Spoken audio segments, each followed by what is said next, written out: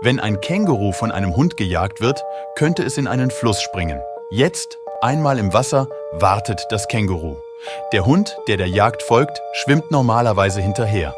Als der Hund näher schwimmt, packt ihn das Känguru mit seinen kräftigen Armen und scharfen Krallen.